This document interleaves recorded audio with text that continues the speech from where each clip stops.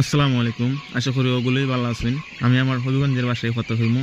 আশা করি আপনারা বুঝতে পারবেন। এখন আজকে এই বাচ্চাগুলোর বয়স হয়েছে গিয়া 14 দিন। বাচ্চাগুলোর বয়স যখন 4 দিন আছিল তখন একটা ভাইরাসে এই বাচ্চাগুলোর মধ্যে আক্রমণ করে, যে ভাইরাসটার নাম হয়েছে গিয়া আইবিএস। যারা এই খামারের লাইনে আছেন তারাই আইবিএস রোগটা আসলে কি সেটা বুঝতে পারবেন। সো এটা খুব একটা মারাত্মক রোগ। যদি সঠিক চিকিৎসা দেওয়া হয় অবশ্যই এটা দূর করা সম্ভব। এই বাচ্চাগুলোর যখন 4 দিন বয়স হয়েছিল ওই দিন থেকেই আমি লক্ষ্য করে যে 2-3টা এইভাবে আস্তে আস্তে মারা যাইতেছে। তখন আমি ততটা খেয়াল করি নাই যে এটার মধ্যে আইবিএস রোগে আক্রমণ করছে, আমি অতটা গুরুত্ব দিই নাই। মানে আমি ভাবছি যে স্বাভাবিক অবস্থা আছে, কিন্তু দিন দিন যখন বয়স বাড়তেছে তখনই তাদের মৃত্যুর হার বাড়তেছে। তারপর আমি যখন এগুলার একটু পোস্টমর্টম করি, মানে অপারেশন করি যেটা বলে, এইটা অপারেশনটা করার পরে আমি দেখতে পেলাম যে এটার মধ্যে আইবিএস রোগে আক্রমণ করছে।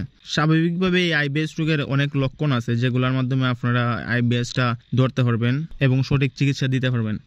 যখন দেখবেন যে স্বাভাবিকের তুলনায় অস্বাভাবিকভাবে মৃত্যুর হার বাড়তেছে, তখন আপনি 2-3টা বাচ্চা খাইটা দেখতে পারেন কি সমস্যা। যদি আপনি নিজে না বুঝতে পারেন সেক্ষেত্রে আপনি আপনার যে ডাক্তার আছে ওনারে দেখাইতে পারেন। আমি একজন ডাক্তারের মাধ্যমে আমার এই মুরগিগুলোর জন্য চিকিৎসা নিছি। উনি খুব ভালোই পরামর্শ দিচ্ছেন এবং ওষুধ দিচ্ছেন। এই আইবিএস এর সময় কি কি চিকিৎসা দেওয়া লাগে এটা আমি আপনাদেরকে এখন বলতেছি। প্রথমত, নো আইবিএস 1 মিলি 1 লিটারে সকাল এবং রাত। ডিএফএন ব্যাট 1 মিলি 1 লিটারে সকাল এবং রাত। ইউরিনেক্স 1 মিলি 2 লিটার পানিতে সকাল এবং রাত। রেস্ট টু লিভ বা হেপাটোনিক 1 মিলি 2 লিটারে রাতে।